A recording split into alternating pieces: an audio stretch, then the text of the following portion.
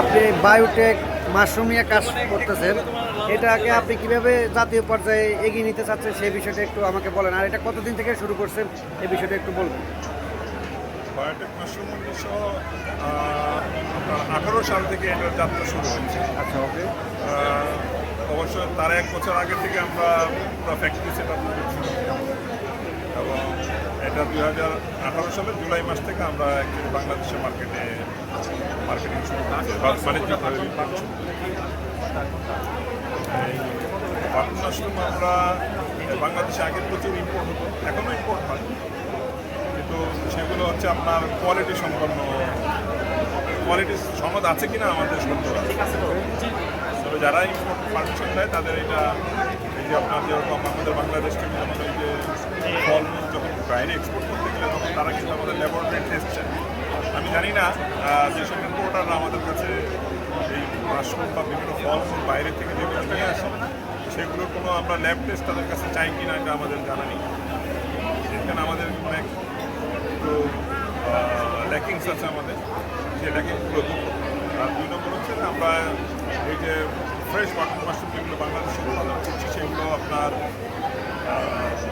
Good agricultural practice যেগুলো আছে কৃষি চর্চা ফলো করে আমরা প্রত্যেক দিনের যে দৈনন্দিন যে রেকর্ডগুলো আছে সেগুলো আমরা লিপিবদ্ধ করে সেটা আমরা এখানে কোনো কীটনাশক কোনো কিছু অ্যাপ্লাই করি না। এটা আমাদের একটা 100% অর্গানিক ওয়েতে আমরা মাশরুম উৎপাদন করছি এবং বাংলাদেশের বিভিন্ন সুপার শপ আছে, তারপরে ইউনিমার্ট, তারপরে আপনার এগোরা, মিনা বাজার, তারপরে আপনার বিভিন্ন 5 স্টার হোটেলগুলোতে আমরা এগুলো সাপ্লাই দিয়ে থাকি। বিষয়টা হচ্ছে যে আমাদের এই মার্কেটটা অলমোস্ট স্যাচুরেটেড,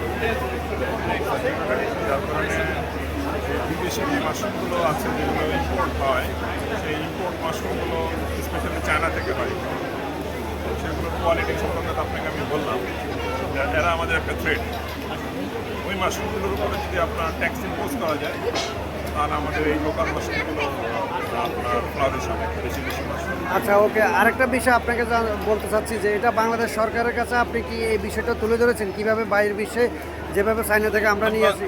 বিষয়টা তোলা ধরার ইয়ে নেই, কারণ হচ্ছে কি সরকারকে আমরা নিজেরাই বলি আমাদের এই আমরা এই মাশরুম উৎপাদন করার ক্ষেত্রে যে সিডগুলো হয় সেই সিডগুলো আমরা বিদেশ থেকে আনি, সেগুলোর প্রতি আমাদের গভর্নমেন্ট অনেক ট্যাক্স হবে, সেগুলোতে আমাদের এই প্রোডাকশন কস্ট বেড়েছে, সেখানেও আমাদেরকে কোনো ডিসকাউন্ট কোনো ছাড় দেওয়া হয় না। ইভেন এটা আপনি জানেন যে এটা সম্পূর্ণ শীততাপ নিয়ন্ত্রিত পরিবেশে উৎপাদন করতে হয়, আমাদের প্রচুর ইলেকট্রিসিটি কস্ট হয়, সেই ইলেকট্রিক কস্টগুলো তো আমরা ছাড়, এখানে আমাদের অনেক খরচ বেড়ে যায়, যার কারণে আমরা ভোক্তা পর্যায়ে এটার যে দাম কমাতে পারবো।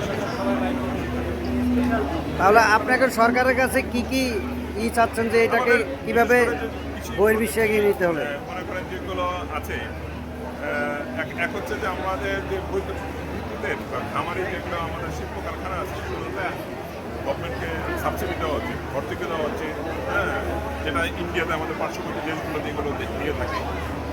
কারণ আপনি চিন্তা করেন আমরা যে মাশরুমটা উৎপাদন করছি সেই মাশরুমটা একসময় কিন্তু প্রচুর আমরা বিদেশ থেকে আমদানি করি, আমাদের প্রচুর ডলার দেশের বাইরে চলে যেত, আমরাই উৎপাদন করাতে কিন্তু আমরা সেই ডলারটাকে আমরা রিজার্ভটাকে কিন্তু আমরা সংরক্ষণ করতে পারছি।